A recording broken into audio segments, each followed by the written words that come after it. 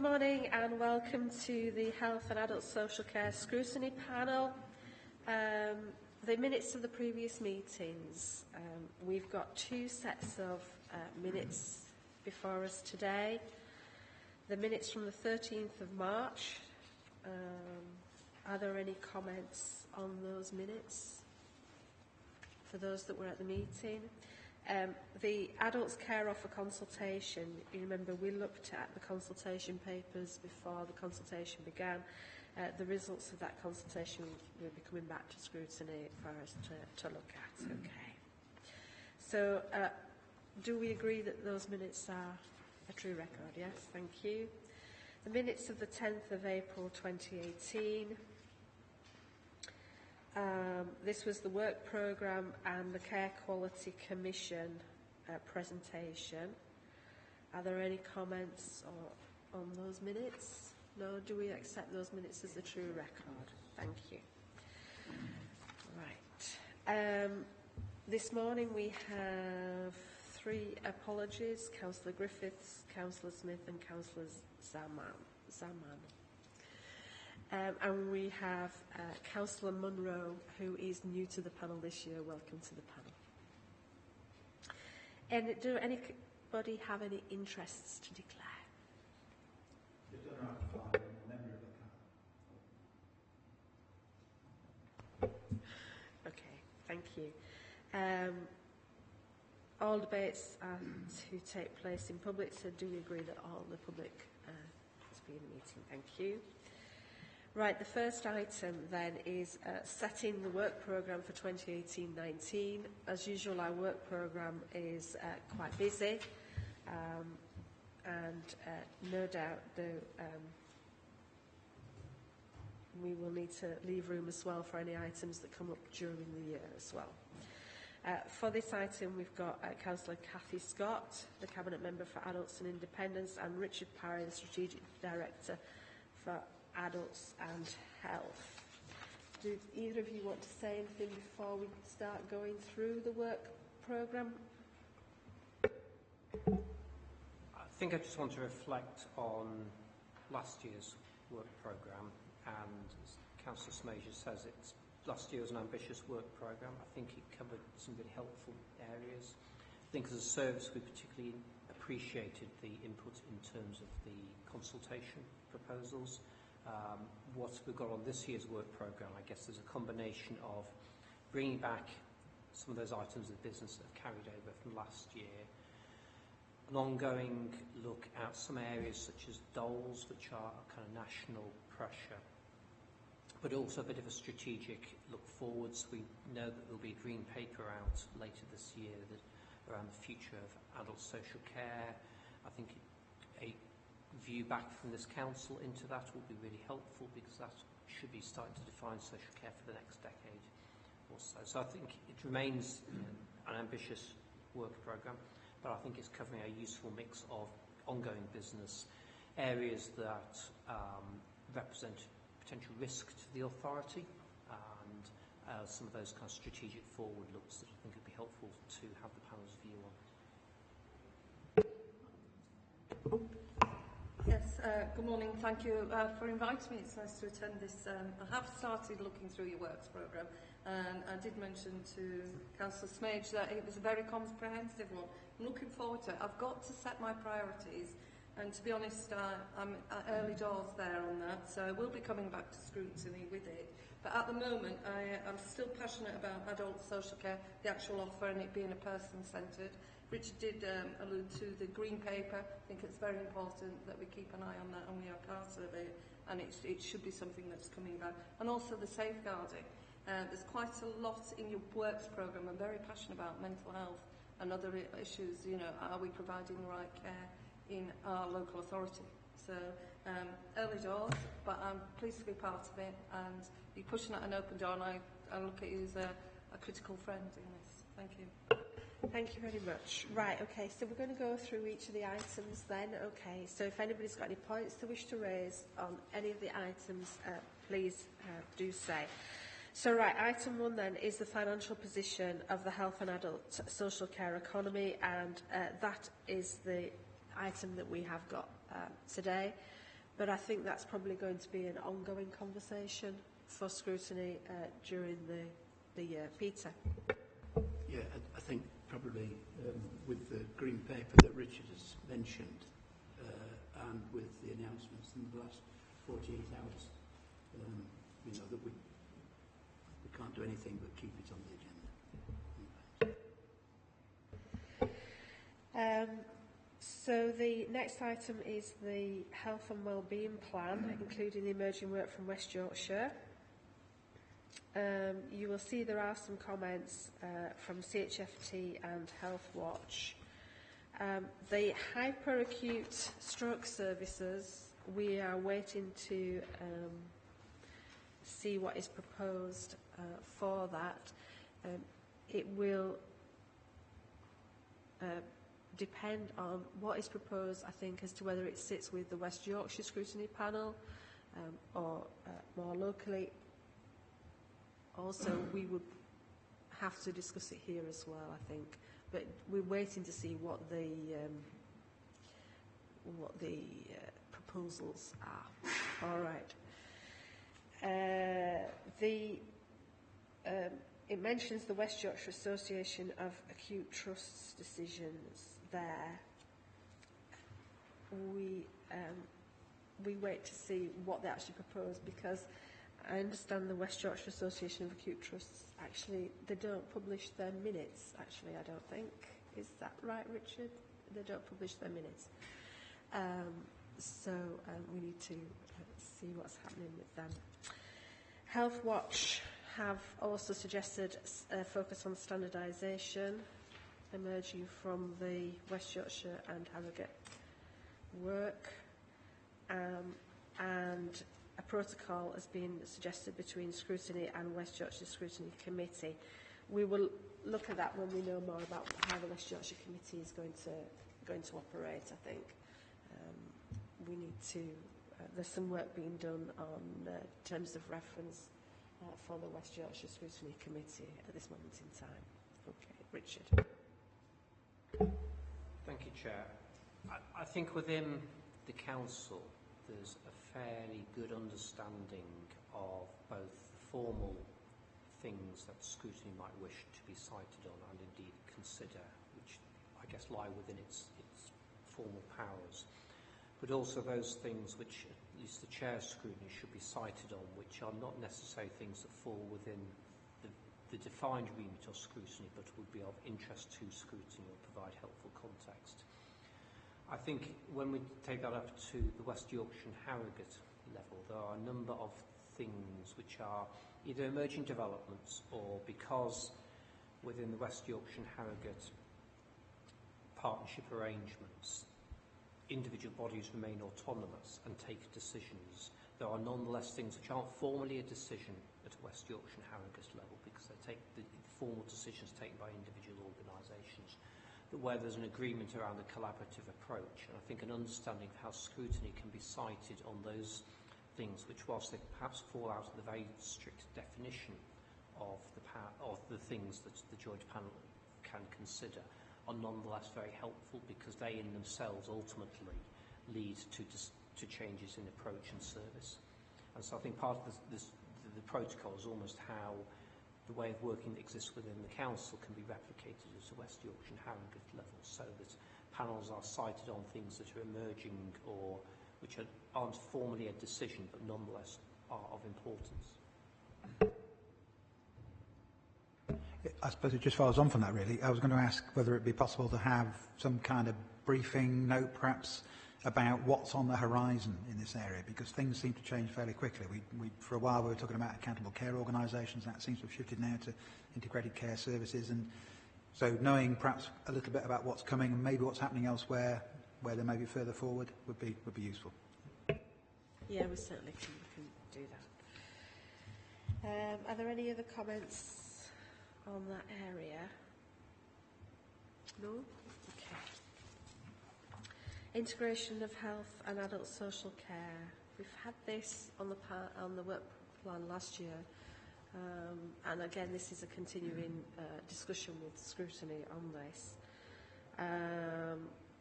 And I noticed a few of the comments are around the Better Care Fund and the community plan requested by the Secretary of State. Are there any comments on there, Peter? I think yes, please, Chair. I think progress on care closer to home is something that we probably need to keep an eye on. We received various reports last year, but we've not had an update for a while. And of course, we need to consider that properly inter alia with whatever changes are going to occur in the acute trust. Because whether changes in the acute trust occur by stealth or by design, they will happen. And the question is there somebody in the community to pick up the patients who are not going to be in hospital anymore? Yeah, and we also need to consider as well, because we need to consider it for the whole of Kirklees, so we also need to consider it on the impacts on Mid-Yorkshire as well and how it's operating in North Kirklees as well. Okay. CQC inspections, that's a standard item on our work plan. Integrated wellness model. Local have suggested social isolation as a potential area for inclusion in that work, so we'll have a look to see how that will operate. From the council, they've said the changes wider than the procurement exercise, so we may wish to look at the model in the round.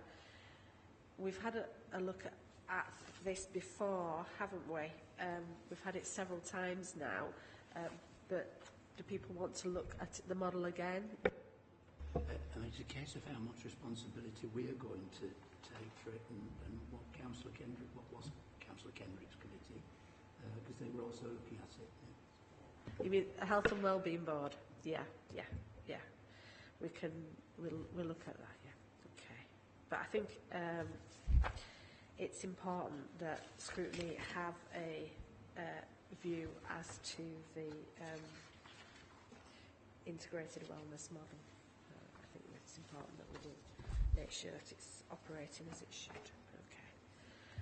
Quality of care in Kirklees, that's when the CQC comes to see us, usually in April. Suicide prevention, this is a carried forward item from last year. Does anybody have any comments on this? From Councillor Luna. It was about the challenges of data sharing. I think was highlighted in the last meetings that we've had in terms of suicide prevention. That better relationships with foreigners and information from foreigners is required. So just an update of really how that's going on, and if we are getting what we needed to get lower numbers, basically. Yes, certainly we can add that to the plan. Podiatry services, this is another carry forward, and this will be assessing the outcomes of the work that's been done by Locala. Any comments on that one, Peter? I think given that Health Watch are going to keep an eye on this, it might be one that we can just have a report on or treat on paper. Can we get a report first and then have a look, see if we want to go any further with it? Okay. Mental health services. I think there's quite a lot on mental health on the work plan this time. Obviously we need to... Peter. Thanks. Obviously we need to look at timescales and things, but I'm wondering if it's worth having a meeting that concentrates purely on the mental health side of things, and we get partners in who are working in the mental health area, and possibly we could put suicide prevention in there as well, and have a session that looks widely at the mental health services in Kirklees. What do people feel about that?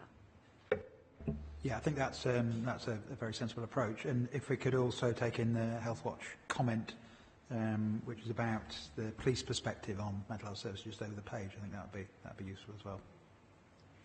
Yes, certainly.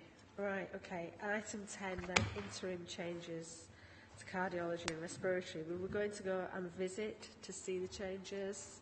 We're going to go and visit the hospital to see the changes, so we need to understand that, and there'll be some data available shortly about the impact of the changes. Any comments on that one? No? Wheelchair services then, item 11. This is carried forward again. We said we'd invite Opcare to come to the meeting, and we need to look at how the CCGs are progressing with that contract in relation to the demand. Any comments on that? No? Okay. Item 12, the adult care offer consultation.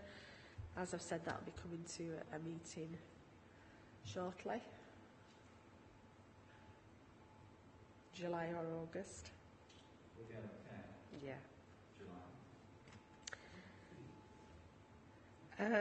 And then the Safeguarding Adults Board, that's the standing item where Safeguarding come to talk to us about their work. Okay. So then the potential issues identified for inclusion of the Care Act, that's carried forward. Do we want to continue having a view on the Care Act, or do we want to... That's a lead member briefing. Do you want to leave it as a lead member briefing, Dave? Yeah, I think that's a better way. Okay. All age disability and adult pathways. There may be some more work in that area. Richard, do you want to say anything about that area of work at this moment in time? I think I've reflected clearly ongoing. It's perhaps something to pick up through the review of the care offer work, because we certainly engaged with representatives of children with a disability as part of the development of the adult care offer. I think it'll also could be picked up as part of looking at the green paper. So there's probably something about focusing on it less as a specific work stream and more in the, if we're going to think about all age disability as a strategic approach, does the care offer talk to that? How does the green paper, when it emerges, reflect that thinking about people across their life course? I think if we can pull in there your transformational work as a service as a whole, and I was thinking as well of Community Plus and how that's operating as well. Yeah. Okay, so we'll do some work around that. Healthy Child Programme. Now there's just there was a question on the CAMS from Swift, which we'll answer. Is there that's a lead member briefing item. Do we want to leave it as a lead member briefing item? Yeah. Okay. And the deprivation of liberty standards will carry on with that. The monitoring items, the review of mental health assessments. This is the ad hoc scrutiny that we did, and we're doing some work around dual diagnosis, and we'll continue with that. The proposed new items then are the mental health transformation project, and again we've talked about having a mental health session so we can bring that in. Carers in Kirklees, this is a piece of work that I would like to do, focusing around the experience of carers in Kirklees. Okay. And diabetes in Kirklees. It suggested we look at the whole system focus on prevention. Is that something that we want to, Peter? Yeah, I think given the prevalence that we've heard about, and given that the public health people have never really been able to give us any proper figures on incidents. We don't know how many new ones we're getting. I notice there's a very good campaign going on at the moment, a good public information campaign. It's in the public library here in town. So yes, and I think it's, given the pathologies associated with it, I think it's well worth us keeping an eye on it.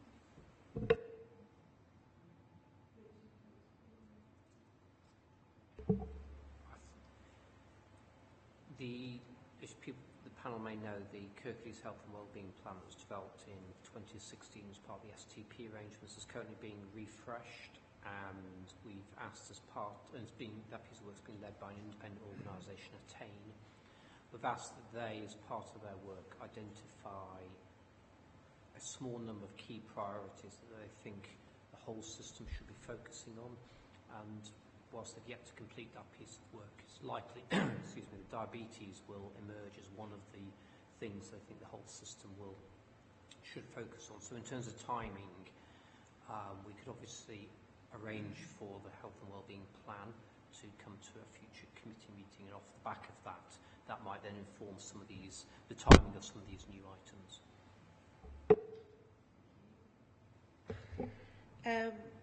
Primary care in Kirklees. That was looking at, I think that we were looking at the strategic primary care in Kirklees, weren't we? Yes, yeah, the work of GPs. The CCGs would like a discussion on the detail that we want. So, Peter.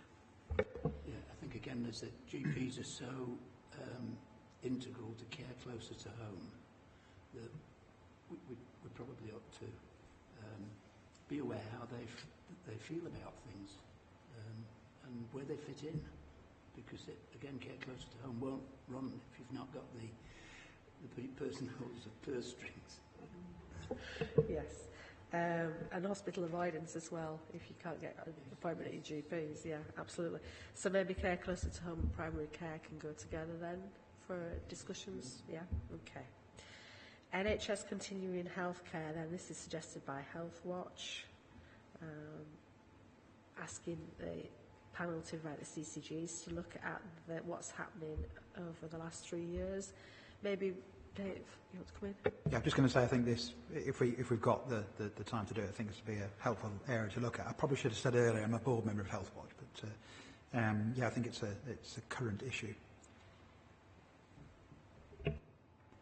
Maybe we could also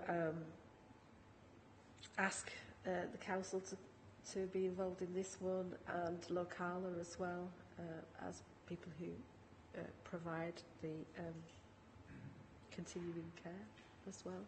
Yeah. Okay. And at the moment, that is all we've got. Does anybody have anything they wish to raise? Something we actually did mention earlier, and that's the business about Locala's assessment of SEN children in school, and the smoothness, if you like, of that process in terms of giving the school additional resources for things like one-to-one teaching. Richard? Thank you, Chair. I know you've got a site visit planned to CHFT, but as part of the work on the adults' pathways, we'd be very pleased to facilitate some site visits, in particular perhaps to look at the work we're doing around front door and a changed approach to safeguarding, where there'd be the ability to sit in and hear some of the work that's coming in, to talk to some of the practitioners who are leading the redesign work, and that would be based out of Civic 3. That would be good, because I think it's important that the panel see firsthand what's happening, as well as discussing papers. So I think we'd welcome that. Yes. So we will take that for now, and we'll see then what comes up during the year. Okay. All right. So now we're going to move to. Yeah, we're now going to move to the financial position. So can we have just a pause in the meeting while we let people come into the meeting? Okay.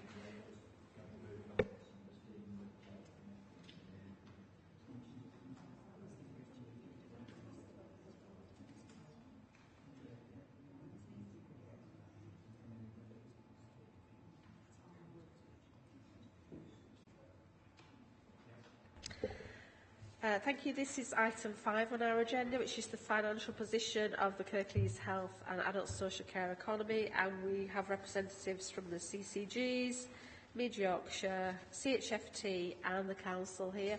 I wonder if you could just introduce yourselves so we know who everybody is before we set off. Ian, do you want to start? I am Ian Correll, Chief Finance Officer for Great Hudsonville CCG and North Kirklees CCG.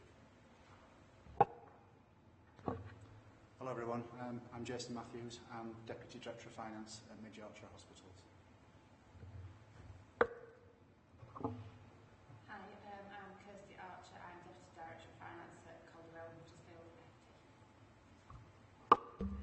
Hello, I'm Anna Basford. I'm Director of Transformation at Calderdale and Huddersfield Foundation Trust. Good morning, my name is Bev Walker and I'm the Director of Urgent Care for CHFT. Good morning, my name is Catherine Riley. I'm the Assistant Director of Strategic Planning at CHFT. Switch Power Strategic Director, Health and Care at Kirklees Council. Councillor Cathy Scott, Portfolio Lead for Adult Social Care. John Haig, Finance Manager of Kirklees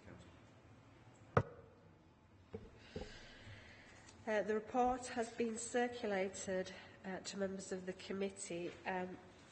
Do you wish to say anything at first, Ian, and then we'll move into questions? Yeah, is it useful? Yeah, but what can happened to briefly introduce it, but maybe should we do sort of 2 minutes per organisation just to give a quick summary of that? Yeah. Can we ask as well that when you're doing your summary, you can just outline what the aligned incentive contract means to you all, please, as well. Okay, thank you. Okay, so if I start, so thank you for the opportunity to come and talk about the financial position for Kirklees Health Services and Social Care. I think we came and did a similar thing last year, so it's a really good opportunity to come back and update you where we've got to. So in your packs, we've tried to do a joint report. So the finance report that you'll see covers both CCGs, covers CHFT, covers Mid Yorkshire that runs Dewsbury Hospital, covers Locala, who run our community services. Unfortunately, Locala weren't able to send a representative today, but their figures are included in there. It does not include all the health services that our population uses, so it doesn't include Yorkshire Ambulance Service. I think a particular omission is it doesn't include mental health services. The South West Yorkshire Partnership Trust operate on a very wide footprint, so I didn't invite them today, but maybe in the future that would have been better to do so. So we've just spent 2 minutes per organisation just to give you a brief overview. So I'll start with the two CCGs. So starting with Great Hudsonville CCG, in 2017-18 we had a target deficit of 1.2 million. We achieved that deficit of 1.2 million. In the previous year, 16-17, we had a 5.4 million deficit, so I think that does show a really significant turnaround in the finances for Great Hudsonville CCG at a time at which NHS funding has been really restricted. So financially, I think that's really good news. In 2018-19, NHS England have set us a target of £1 million surplus. They're able to do that because they require us to pay back some of the deficits that we've had before, and in order to achieve that, we've set ourselves a savings target of 9.7 million. We have to achieve 7.7, but we've aimed higher than that. So it's Great Hudsonville CCG. North Kirklees CCG in 17-18 had a planned deficit of 2.1 million. It has been a really difficult year financially for North Kirklees CCG. The outturn was a 15.4 million deficit, so a significant variance away from plan. We believe the position is stabilised, so it's not an increasing deficit position. Our regulator, NHS England, have required us to reduce that deficit to 11 million in 18-19, so that's what we're planning to do. We've got a savings target of 8.4 million to achieve that, of which we have identified those figures. And then just very briefly about how we then aim to save those funding. In effect, I think for most organisations there's two main ways. Firstly, as two CCGs, we work on the Kirklees place, so we work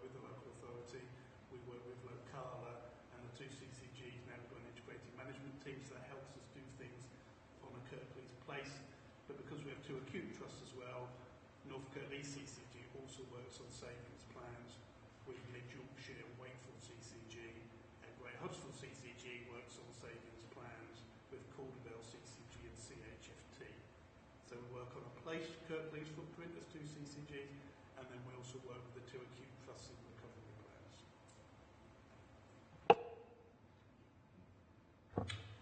Okay, I'll let you know about Mid Yorkshire Hospitals then. So for the last financial year, 17-18, the trust ended the year with a £25.8 million deficit. That was around about £10 million worse than planned. We did receive about £7.4 million sustainability and transformation funding, which gives us a net deficit of £18.4 million. And just to set the context for that, the trust has a turnover around about £500 million. For 18-19, NHS Improvement have set us a deficit target of £19.7 million, and we have potential to earn £14.3 million of the sustainability funding, which will gives us a net target of £5.4 million. All those numbers and all the other planning assumptions mean that we have to manage our in-year cost pressures and find around about £24 million of savings in the year. So that equates to around about 4.8% of turnover. We also have identified schemes amounting to that value, but I would say that there are some significant delivery risks on those. Some of the other risks that we are managing in the year are winter pressures funding. So last year we got in the region of about £2.9 million winter funding. That's not available in 18-19, so that's part of the gap, if you like, or the savings requirement. And so obviously we have to try and manage winter demand and increase volumes and acuity and the costs that go with that. And just finally, just to say that we have yet to have the definite pay awards for 18-19. So there is we are expecting some additional funding, but there is a risk that it might not fully support that. So that's just a snapshot for Mid Yorkshire.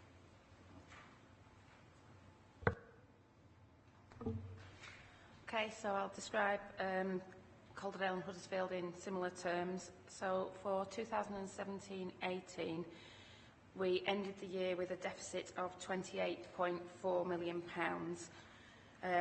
That compared to a plan that we'd set out at the start of the year of £15.9 million deficit. At the time we started the year, we did describe to our regulators a significant risk against that plan of around £8 million due to the scale of the savings plans that we were required to deliver in year and the exceptional event in year, which was the implementation of the new electronic patient record. And so during the course of the year, that risk did indeed come to play, and we agreed a revised year-end forecast with our regulators, which was achieved. So that £28.4 million reflects the level of risk that we entered the year with, and the fact that in not meeting our initial financial target, we were not eligible for the full sustainability and transformation funding. So we had a shortfall on that sustainability and transformation funding. The £28.4 million moves to a planned deficit for 2018-19 of £43.1 million. And in order to deliver that £43.1 million, there is a requirement to deliver £18 million worth of CIP cost improvement programmes in year, in addition to securing the full year effect of cost improvements which were initiated last year. So the total savings target, bringing both of those into account, is just over 20 million, and that represents 5.6% of our operating costs. So the scale of our budgets is around £400 million a year. So that's the scale of the challenge we take into 18-19. And you mentioned the aligned incentive contract. We are operating with commissioners this year, the two main commissioners being Calderdale and Greater Huddersfield CCGs. We're operating under a aligned incentive contract, which means that we're all operating to achieving the same aims in terms of what's best for patients, and at the same time looking to see what's most efficient for the whole system, as opposed to looking to work on a payment by results basis where we're paid for every unit of activity that we deliver. We're looking to work in a more system-based approach.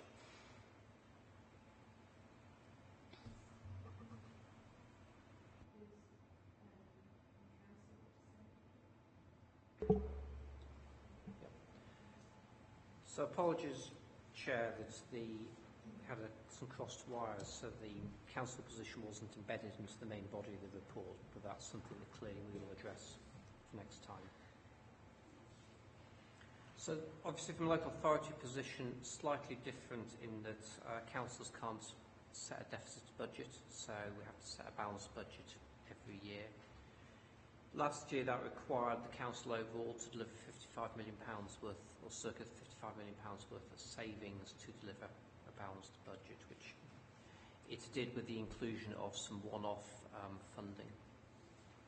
Looking forward, I think we've characterised the position for adult social care as being the council overall experiencing an absolute reduction in funding. There then being, which requires adult social care, like every part of the council, to deliver absolute savings against then a backdrop of demographic growth pressures arising from things like increases in national living wage and payments we need to sustain the provider market. And a funding settlement is probably characterised by a number of short-term funding arrangements.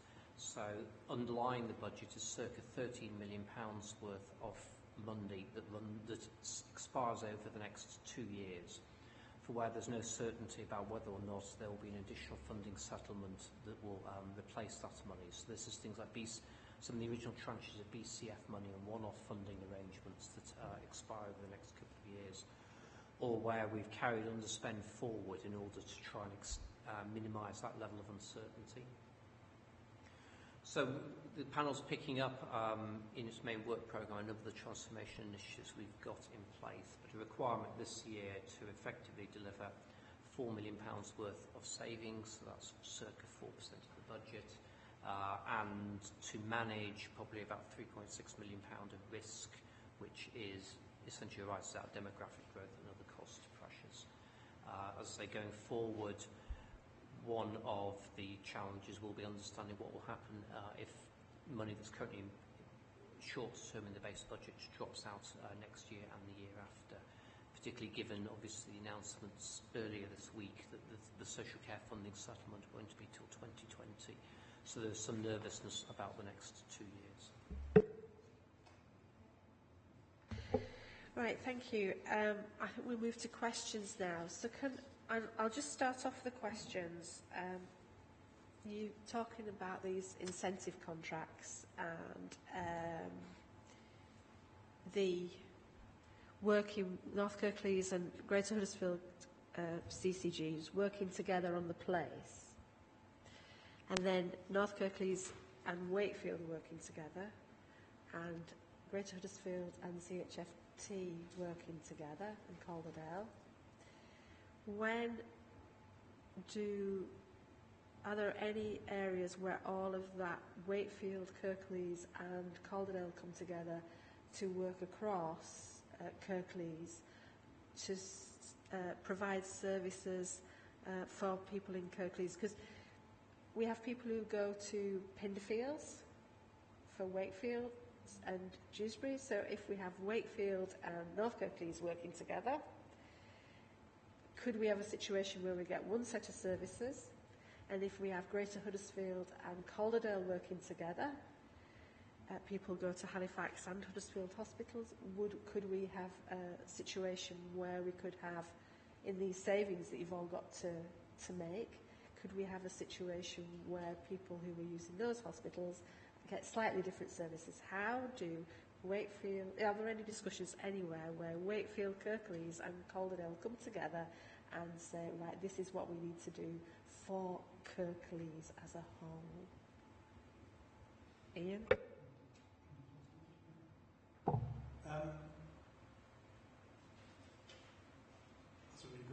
mention. The common denominator for Kirklees is the two CCGs coming together. Our governing body now meets together. We have committees in common. We've got a single accountable officer. We have a single CFO now, which is myself. We've appointed a single turnaround director across both CCGs. So across North Kirklees and Greater Huddersfield, we bring all that together within the CCG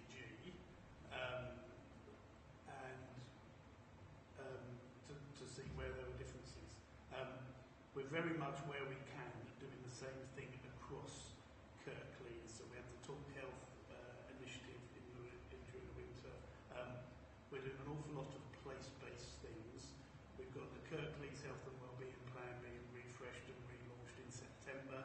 That's about how we're going to integrate services across all of Kirklees. So I think we've got the formal bit of governance around the Health and Wellbeing Plan about what we do at Kirklees. We have our committees in common as two governing bodies across Kirklees.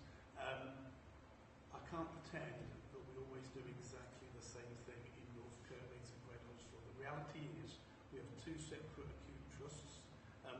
To always do exactly the same thing would mean that Wakefield CCG always needs to do the same thing as Caldervale CCG. You know, we plan to do different patches. But we know where there are differences and where we can. We do it once across Kirklees. Excuse me. Yeah, do you want to come in, Anna? If I could just add to that, there is of course the West Yorkshire Forum. So we do, as providers and as commissioners, work together as an integrated care system for West Yorkshire, which is looking about how we can collaborate together to deliver the best quality of care at the best value. And also, I think, to address actually what I heard in what you were saying, some concern around having largely different services across this population. It's about how do we ensure an equitable, high and the highest quality that we can within the resources that we have. So there are numerous examples of that collaboration, and some of those are particularly focused around particular pathways of care for patients, so well-established cancer networks, for example. So we have local commissioning of services, but I do think there is an overarching integrated approach to some of the key drivers behind that. Yeah, thank you. I think we understand the work streams that are ongoing in West Yorkshire. My concern is, I think that I'm raising that actually Wakefield, Kirklees and Calderdale need to talk far more together to actually make sure that services are local to people, but also that there's one part of Kirklees does not get some services and in one way, and another part of Kirklees gets it in a slightly different way. Liz, can I come in? So we've talked about, from a commissioning point of view, how the commissioners deal with it. We've talked about strategically on a West Yorkshire level how we deal with it.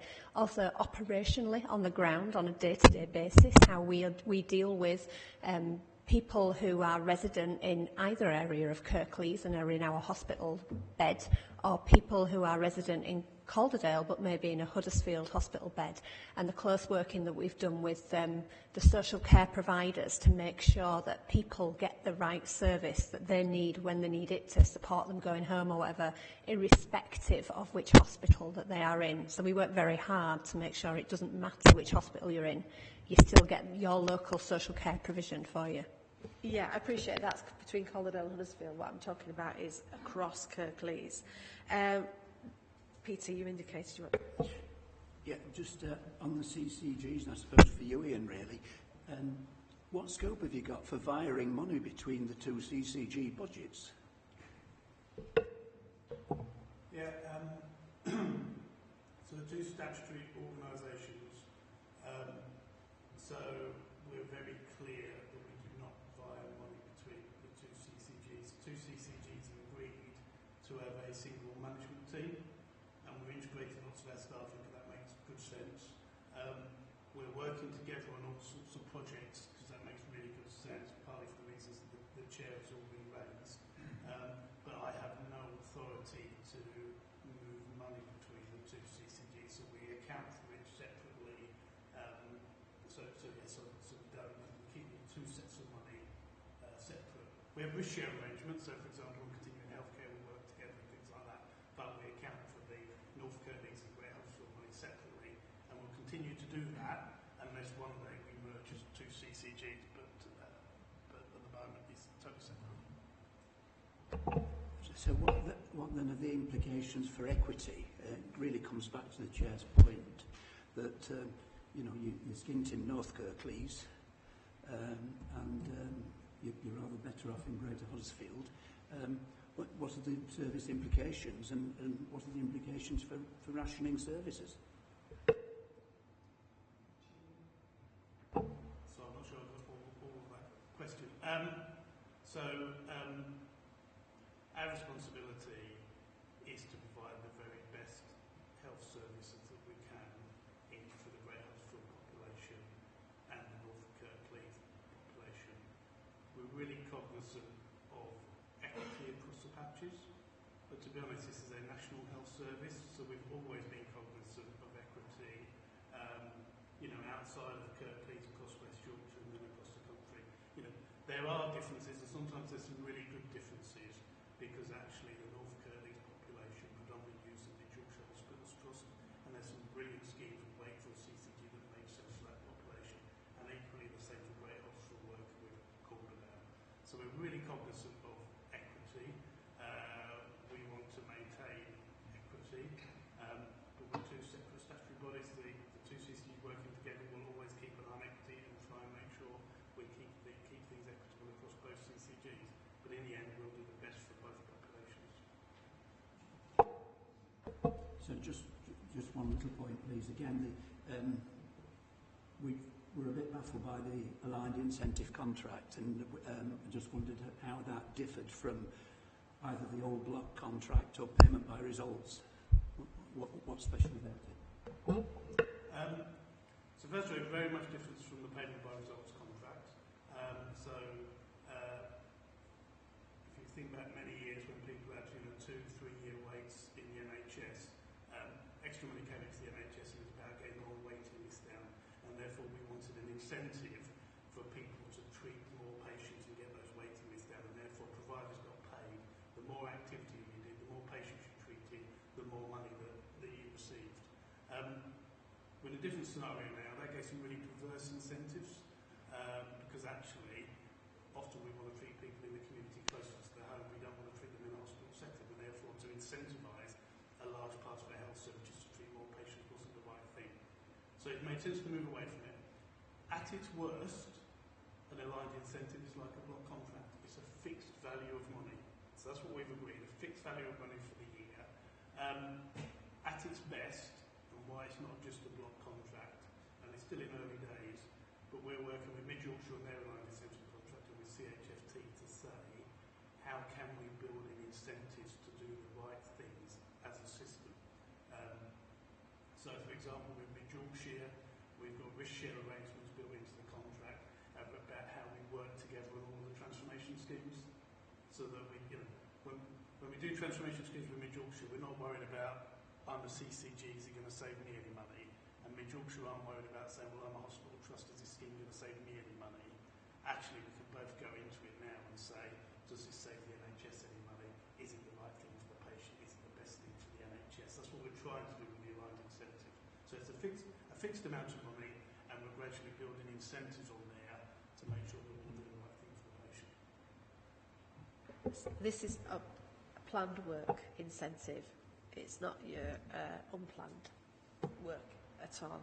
And just for clarity, it's unplanned work. No, it covers, so the aligned incentive contract covers both planned and unplanned. Yeah, it's a fixed value amount. Thank you.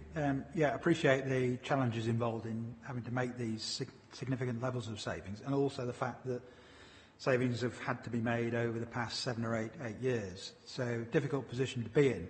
I just wonder whether there's any kind of collective monitoring of the impact of savings over the last few years, the impact that has on the extent and quality of services. So, obviously, the focus today is on what savings have been made, but what's the impact of that over those years on both the extent and quality of services?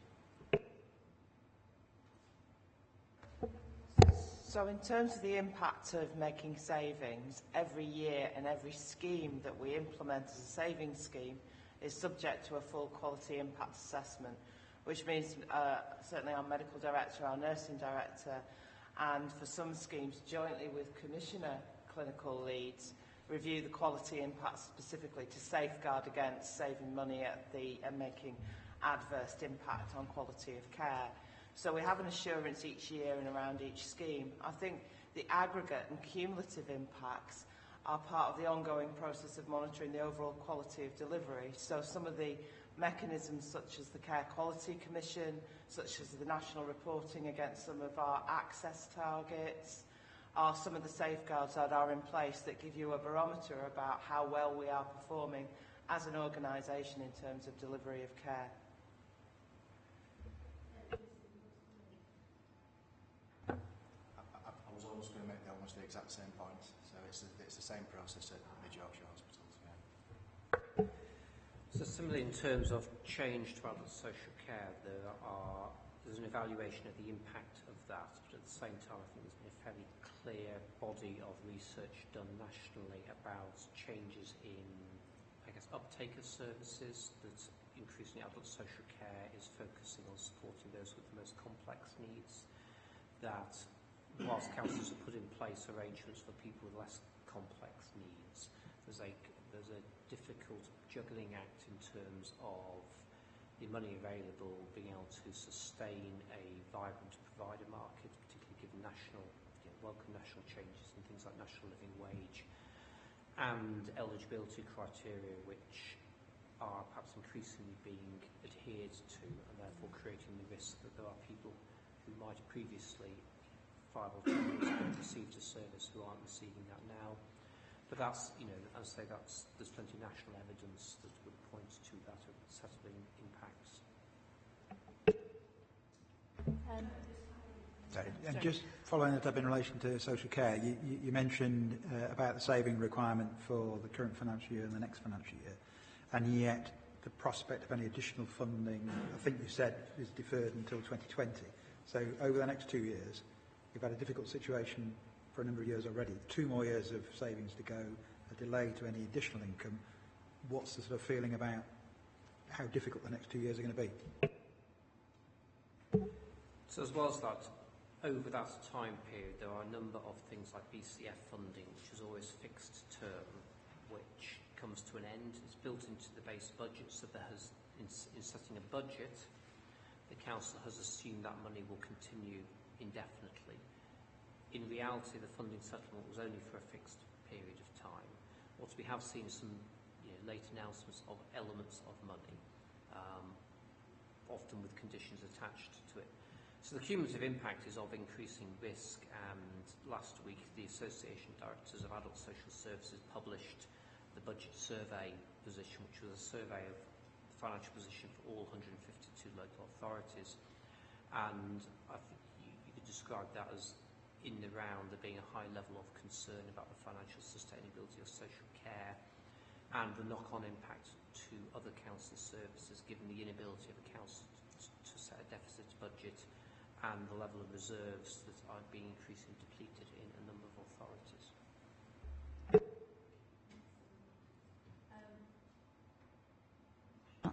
Hello, thank you. I just wanted to ask a question of Calderdale and Huddersfield NHS Foundation Trust, and that is, I just wondered if you could explain why you won't be entitled to the 14.2 million that could be provided by provider sustainability funding. I didn't quite understand that. Thank you. Yeah, so I could explain that. So each year, the regulator, NHS Improvement, sets a control total for each individual organisation. So our control total deficit was significantly different to the financial deficit which the organisation felt it was able to sign up to. So we were in a position where our deficit for 18-19 is £20 million away from our control total. In order to be eligible for the provider sustainability funding, as it's now called, we have to meet a number of criteria. One of those is signing up for, in the first instance, and then achieving that financial control total. And that entitles us to the majority of that funding, 70% of the funding. 30% of the funding is reliant upon achieving an agreed trajectory on A&E performance in terms of the standard of 4-hour waits. But because we are unable to commit to delivering the deficit position, which would bring us in line with the control total, we become ineligible for either the finance element of the provider sustainability funding or the A&E element of the provider sustainability funding. In terms of the difference that actually makes in terms of the services we can deliver, it's actually really minimal, because the provider sustainability funding isn't given to us to invest and spend. What it does is, if we achieve a certain deficit, we receive that funding in cash terms, which reduces our requirement to borrow money to sustain our cash position. But it doesn't allow us to take that money and invest it in services. And so we're not losing that money to the system, we're simply losing that money in terms of the cash funding, which means that we are forced, therefore, to borrow that cash funding in order to pay our bills and pay the staff. And the downside to that, if you will, is that that borrowing comes with an interest rate, whereas the provider sustainability funding is a free gift. Thank you for that. It just seems a shame that you're being penalised for not meeting your savings target. It seems wrong to me. Can we just clarify? So, what you're saying is, because you can't, I think we'd like to understand why you can't achieve your planned deficit, and is what is being proposed achievable for you? But just so that we understand, what you're saying is, because you can't achieve what you're required to achieve, then you don't get this funding, which is actual fact just money coming in to reduce your deficit. It's not money that can be used for services. It simply reduces that amount at the end of the year that is your deficit, yes? And therefore, if you're not getting that, are there any other areas of funding that you can get in? Or is it that then you have to borrow the amount that you're in deficit by to support your financial position, and therefore your increased borrowing costs will come in future years as a result of that? Can you just clarify that, please? And can you also say what the once CHFT have said that, can you also Mid-Yorkshire come in and say whether yours is achievable as well, please? But CHFT first. Yes, the way you've reflected it back is correct in terms of that summing up, that we can't access that money, and therefore it does increase our cost of borrowing in future years.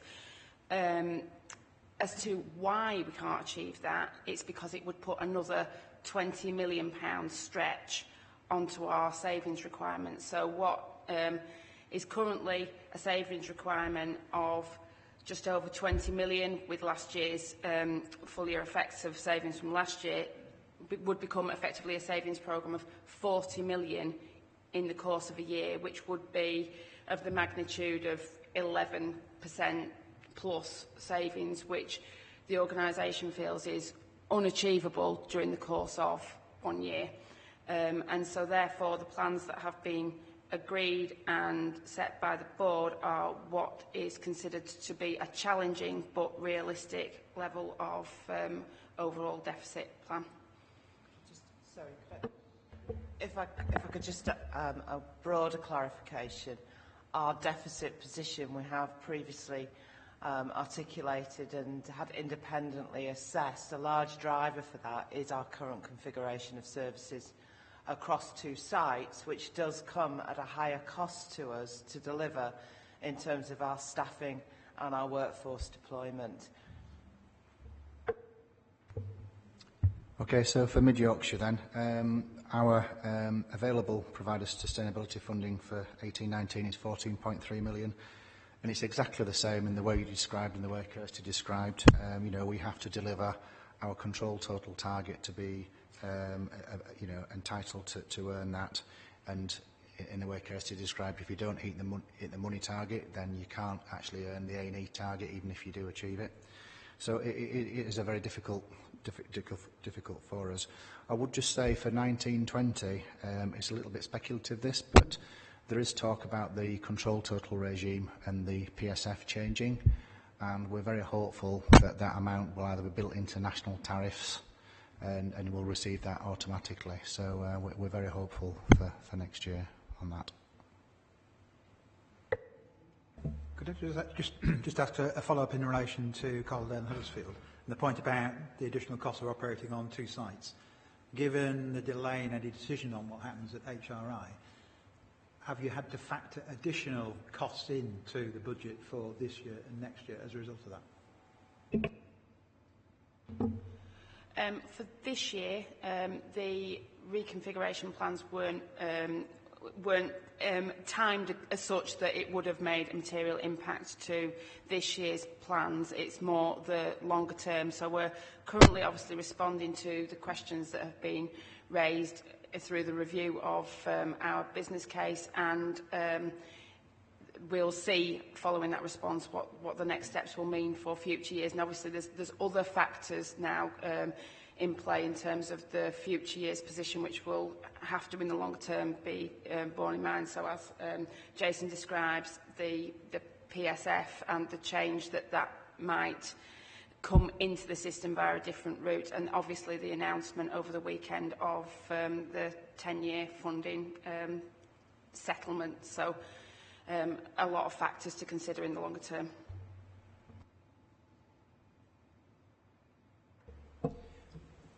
Just wanted to come to page 5 and page 5 of 9 of yours and page 35 of ours. To ask a little bit more about actions for recovery. You begin with North Kirklees giving us quite distinct plans. It's going to try and avoid admissions, medicines management, continuing health care and so on. And everybody else is singularly vague about what you're going to do in practical terms to recover the position as best you can. And I wonder if anybody would like to elaborate, because previously when we've met on this, you've told us about things like better working in theatres, reducing agency costs and so on. You've given us some practical examples that the public would understand. Whereas, as your paper reads at the minute, we know you're going to recover the cost, but we don't know how.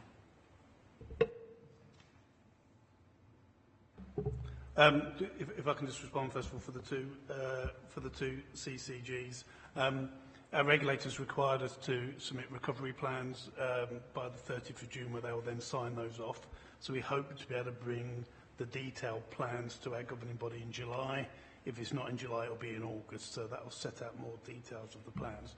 But just summing some of the plans up, where we can, and there's lots and lots of evidence around, if you get the services right and they're of high quality, that takes inefficiency away, good for the patient, and it saves you money. So just some examples around that across the two CCGs. We've got a project going through at the moment around additional support into our care homes, because we know that's where some of our most vulnerable patients are.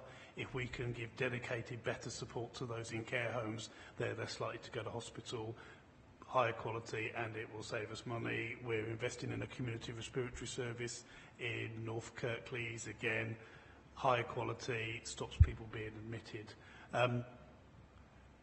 As well as improving quality, I can't pretend there's not tough choices to make. So I think the Talk Health campaign and gluten-free and all of that, just things, we can't pretend that there aren't difficult choices, and it's a combination of difficult choices where we have to make them and prioritising and improving quality, and they were just a couple of the schemes. But the detail of that, I'll say, will come to governing body either in July or August. So if I can just try and articulate the savings schemes that Mid Yorkshire is looking at. There is, as you mentioned, the sort of traditional things that we do around procuring clinical supplies and medicines.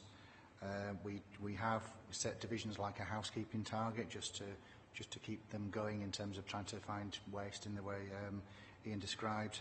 There are some technical receipt of cash that we're trying to get through our PFI contract. That could be a large sum, but it could be non-recurring, so we'll obviously take it, but we'd have to make that back up the year after. In terms of the land incentive contracts, one of the things that the Mid Yorkshire Trust is doing, it did receive an element of growth in the contract. Now, we know that healthcare demand is growing, but we're going to try and absorb that demand through efficiencies and productivity, so the Trust will meet some of its savings target through that. And then just the final thing I would say is that we are trying to reduce our reliance on agency staff. Agency staff, of course, comes with a premium. So there's all sorts of strategies around recruitment, absence management, rostering, such like, to try and reduce the need for temporary staff and hopefully avoiding that premium. So also conscious that the social care section is light on detail. Some of that will set out in more detail in February's budget paper, but essentially partly through the work on the care offer, through a lot of work on the front door, and Community Plus, a number of initiatives to provide community-based services as an alternative to some funded services that we currently contract for. A lot of work around reviews, so for instance where people have had perhaps needed 2 home carers, working with individuals around using equipment that enables people to be more independent and just have 1 home carer. In the longer term, quite a big push on housing-related options, extra care housing and other forms of housing that help people to be more independent. Some work around our flow through the systems to understanding, are we maximising people's independence as quickly as possible? And that ties back into the kind of social care offer. Some work around direct payments to make sure we've got our direct payment process to be as clear as possible for the public, but to make sure we're then getting best value out of those direct payments that we're making. An overall thrust around kind of maximising independence and using alternatives to formal social care services in order that we need to provide less through the council. I think it's very similar themes, particularly to those described by Mid Yorkshire. We've got a range of cost improvement plan schemes to deliver £18 million worth of savings this year. So some examples within that are around things such as theatre productivity, which means we undertake more surgical procedures on an afternoon or a morning session on a list, which means overall we need to run fewer theatre sessions, which allows us to reduce our requirement for staffing. We have sufficient reliance on bank staffing or on agency staffing that we can reduce our running cost without that affecting our permanent employees. So those sorts of examples within theatres, within the way we deliver a number of our services, such as our outpatient services, are one element of how we deliver our savings.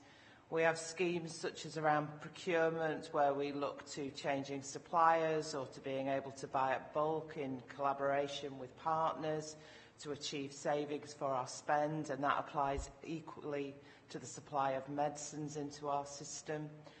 And then we have work that's ongoing about how we can deliver a high quality of care by changing those pathways of care, enabling people to be able to return home independently earlier, which again reduces our reliance around the cost of running some of the infrastructure within the hospital around inpatient ward facilities.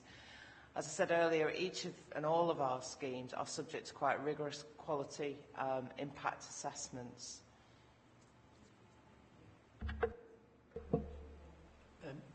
Just to follow up to that, is there any way you could ease the burden of your PFI debt?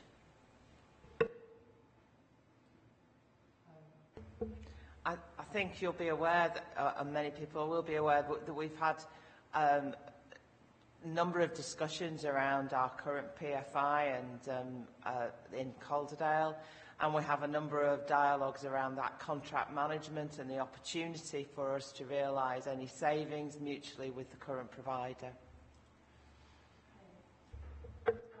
Yeah, I just wondered if there's a forum which looks on integrated basis at the collective impact of savings across the different health and social care organisations. So, in particular, perhaps as an example, to look at issues around delayed discharge, that kind of issue.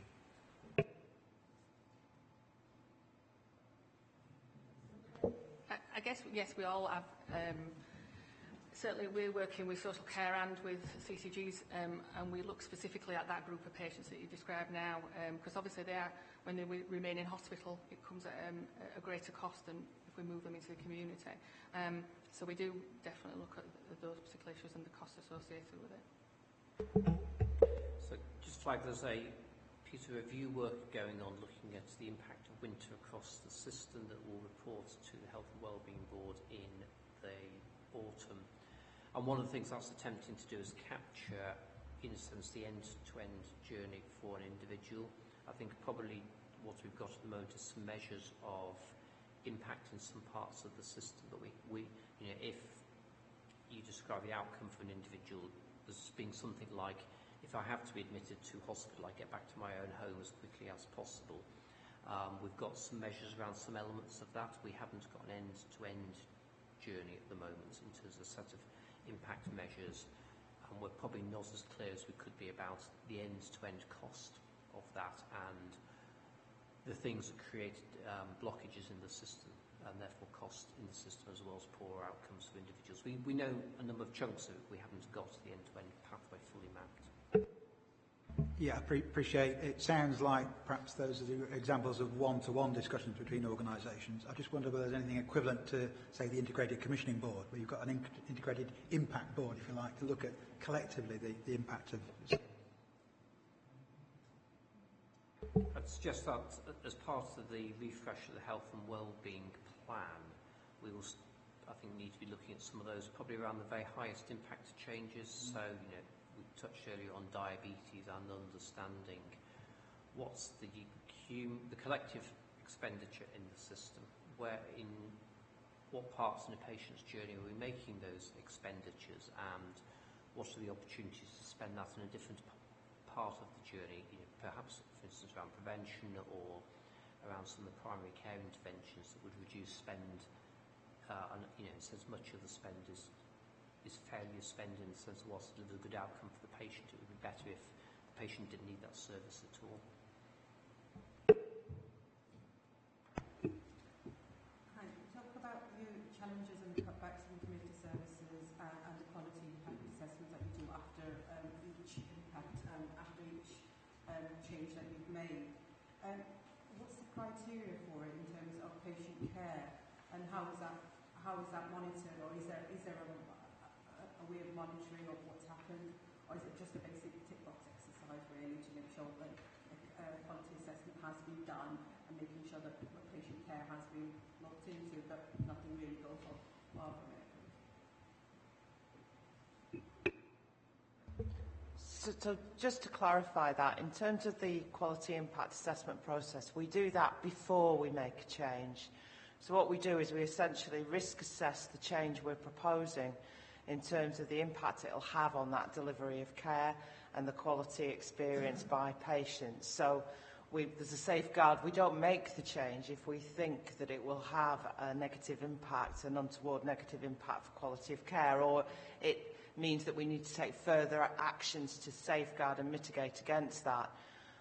When we implement a change, all those changes are subject to a range of tracking and performance measurements. So we actually review our savings programme on a weekly basis, and that involves directors of the Trust alongside the Chief Executive, where we undertake an assessment both around the progress of the delivery of those schemes, but that also includes a review about the quality impacts, and there is a built-in checking mechanism through our quality committee as well. We also look to mainstream the changes, and what I mean by that is every service that we deliver, we have systems of governance within the Trust and through our routine quality committee and reporting to the board, where I think we would be alerted quite quickly if we were seeing an adverse impact that was unintended, and would be able to take corrective actions. just to be specific about what's in the quality impact assessment. So quality impact assessment is undertaken by the clinical team that manages the service that we are planning to change. And they look at the safety, any impact on safety of the service, any impact on effectiveness of the service, any impact on the experience that patients or their families may have, and any impact on protected groups, so equality impact, any impact on groups with protected characteristics that receive the service. They'll do a full assessment against all those criteria, and they will develop performance indicators that they will monitor against that link back to each of those areas of assessment. I think you mean possibly the outcomes for people at the end of the change. Ian, you wanted to come in, yeah? Yeah, just to say, if I'm sure I didn't mean it quite like this, but if it was just a tick box exercise, if we didn't take quality seriously, we'd all be in balance. We could all get back to balance this year and deliver our finances. We can't, or we don't, because of the quality, because we know the impact that would have on our quality of services. So we take it fantastically seriously, and that's why I get into trouble with our regulator for not being in balance because of quality, and that's what we do. Actually, it was basically no clarification on how impact assessment was going to be done, and there was nothing in these papers, so basically to have more clarification for people viewing as well. Thank you. Yeah, I appreciate there's nobody from Lacala here this morning, but it would be useful perhaps to ask the question of them just in relation to their financial plan. It's a very small surplus, and there's 1.53 savings required, so it's really taking on board Peter's question about what areas of saving Lacala like to focus on to achieve that target. Thank you.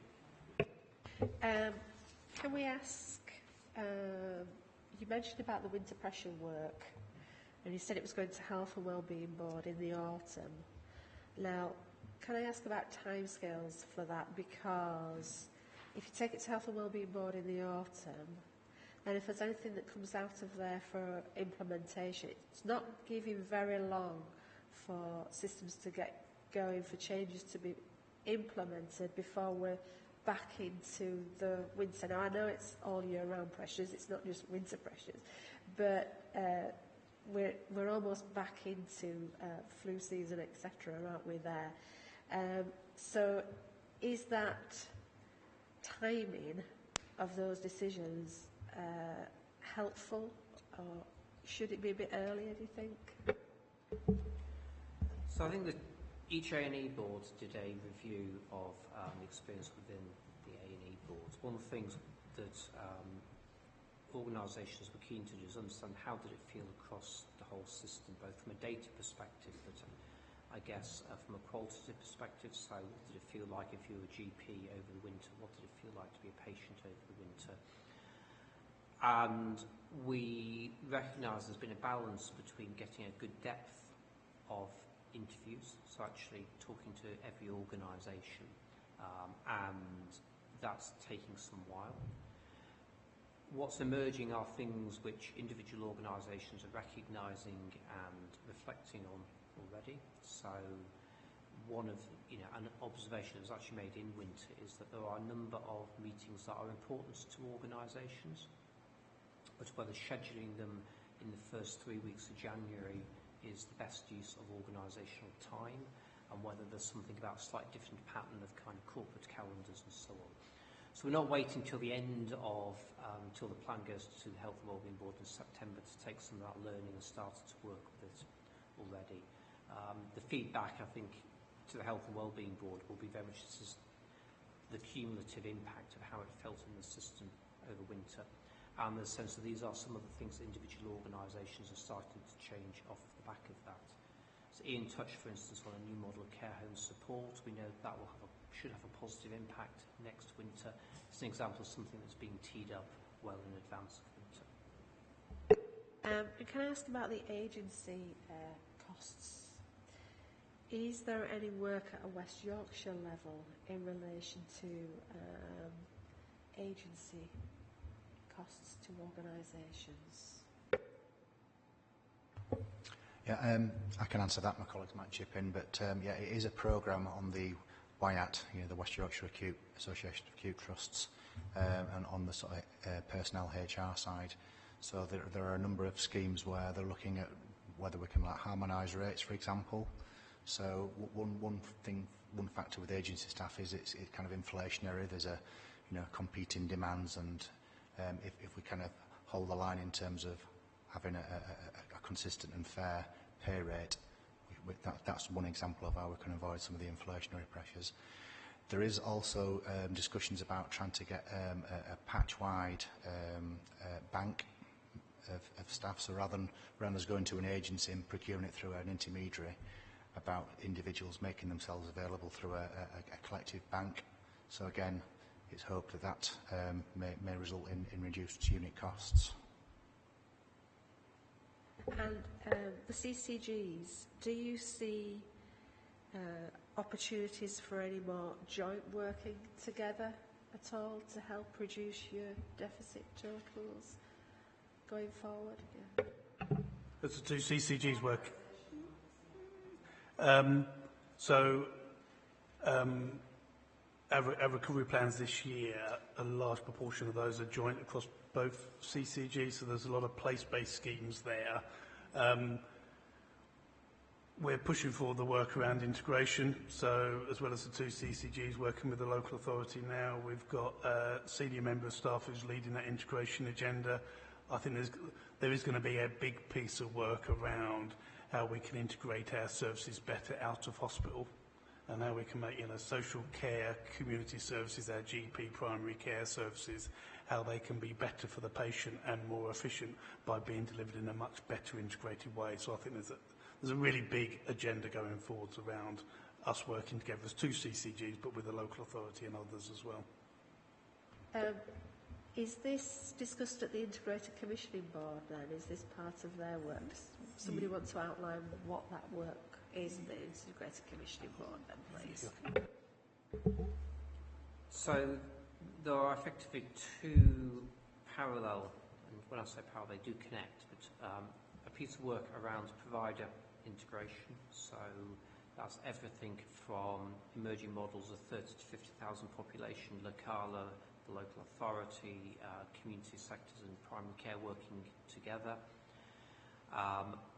Some work then around the pure commissioning end, so how, for instance, for continuing healthcare, how we develop a single approach, a single continuing healthcare team, not just across the two CCGs, but with the local authority.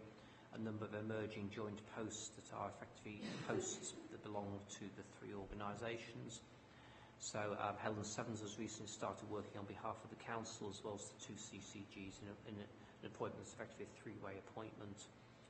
There are then some projects, for instance, around the whole intermediate care offer, which is effectively step-up, step-down capacity that helps people get out of hospital or avoid the need to go into hospital. It's being developed on a four-organisation basis. So that's the two CCGs as commissioners, the council as a commissioner and provider, and Locala as a provider, looking at how we reconfigure the use of the two intermediate care homes that the council runs, but also how we bring together reablement services with the intermediate care services that Locala delivers. So there are a number of programmes of work running that are mapped, and whilst there's a slightly artificial distinction between commissioning and provision, that's done in a way to make sure we get sufficient focus, but the two things do absolutely talk to each other and come back through the Integrated Commissioning Board. Can you just clarify that board? Does it report into the Health and Wellbeing Board? So it will report in with a small r, I guess, back into the Health and Wellbeing Board. Because one of the statutory functions of the Health and Wellbeing Board is to foster and support integration across health and social care. It also has formal reporting arrangements back into, for instance, the governing bodies of each of the CCGs, and where there are decisions that would fall within the remit Cabinet or Council reports back in as well. So there's both informal and formal reporting arrangements. Does anybody have any further questions they wish to ask? So then, I wonder if going forward then, I think your cost improvement plans across CCGs, acute trusts, and the council as well. I think it would be good if we could have those as soon as they're available, please, so that we can have a look to see if there's anything that we wish to look at in more detail, and that we can also take a view from a place, Kirklees as a place, how that is actually working. Yes, is that okay for everybody? So that we can see what those savings are going to, what proposals for those savings are going to be. I also wonder if, going back to initially, if there is opportunities for more discussions across CCGs and acute trust areas to better support that work of place in Kirklees, to provide better outcomes for people in Kirklees. If people are. And I also think we've talked about the Integrated Commissioning Board. Do we want to see its work just have a view on its work plan at all? Yeah. Let's see if there's anything there that we wish to look at. And also, when the winter pressure paper goes to Health and Wellbeing Board, I think it would be good if it could be circulated for us to see. And then if we're discussing winter pressures later in our work programme, then we can look to see what has been discussed at the Health and Wellbeing Board. We don't want to duplicate work, do we? But we would like to see that work so that we understand what it is, please. Is there anything else that people would want to know? Right, okay. So can I say thank you very much for coming in, and let us have that information as soon as you can, please, for our work programme. If you speak to Richard, he can see how best we can achieve that. Okay, thank you very much, everybody. Thank you. Finally, for the committee, the dates of next meetings are proposed at item 6. And I can find item 6.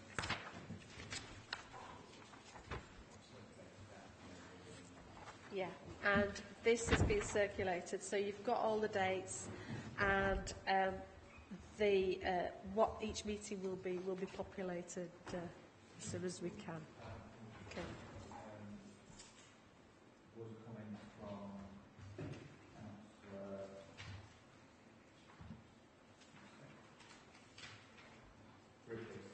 Yeah.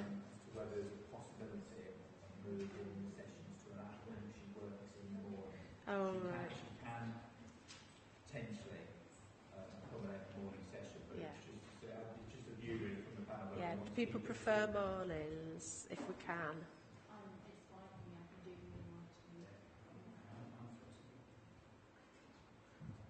All right, we'll have a discussion on that then, see what we can do.